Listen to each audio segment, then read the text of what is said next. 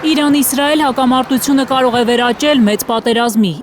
Իրանցի վերլուծաբանները նկատում են, որ Թեհրանն առաջինը չի մեկնելու խաղաղության ձեռքը։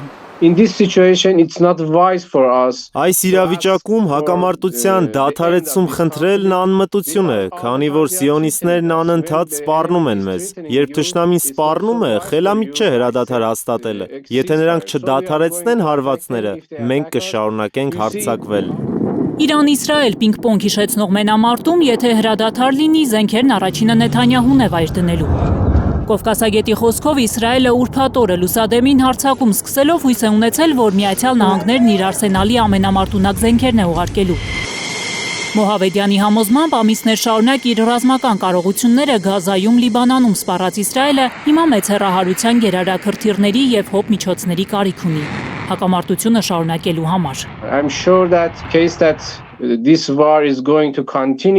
Ես վստահ եմ, եթե այս պատերազմը շարունակվի, մենք կընդլայնենք մեր կարողությունները, քանի որ ունենք բավարար հրթիռներ և բավարար պաշտպանական հնարավորություններ նրանց դժոխք ուղարկելու համար։ Բայց օրինակ մեր հրթիռներին հակազդելու նրանց պաշտպանության համակարգերը մեկ շաբաթում կսպառվեն։ Նրանք այլընտրանք չունեն, պետք է ընդունեն այն, ինչ մենք ենք ուզում։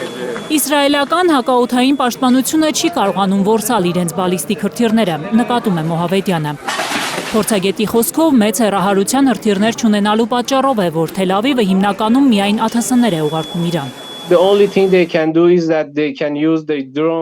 Միակ բանը, որ կարող են անել, իրենց անօդաչու թռչող սարքերն օգտագործելն է։ Նրանք կարող են օգտագործել Իրանում գտնվող որոշ դավաճանների, նրանց գումար տալ մեզ վրա անօդաչու թռչող սարքերով հարձակվելու համար։ Նրանք այն իրավիճակում չեն, որ մեզ վրա հարձակվեն հրթիռներով կամ ինքնաթիռներով։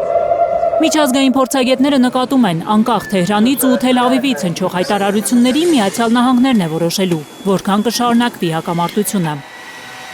Եթե Վաշինգտոնը մարտի դաշտ հանի Պարսից ծոցի իր ծովային ուժերը, ինչպես միջազգային պարբերականներն են գրում, մեծ պատերազմն անխուսափելի կլինի։ Իրան-Իսրայել հակամարտության մասին խոսելիս Թրամփը կիրակի խաղաղություն բառն է օգտագործել։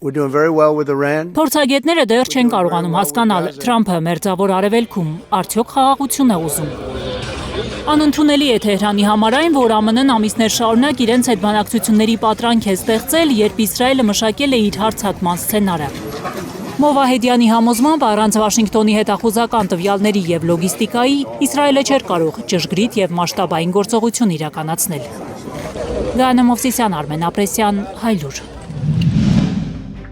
Հայաստանում և աշխարհում տեղի ունեցող իրադարձությունների մասին առաջինը իմանալու համար բաժանորդագրվեք մեր ալիքին, սեղմեք զանգակը, որ բաց չթողնեք ամենակարևորը, ամենահրատապն ու հետաքրքիրը։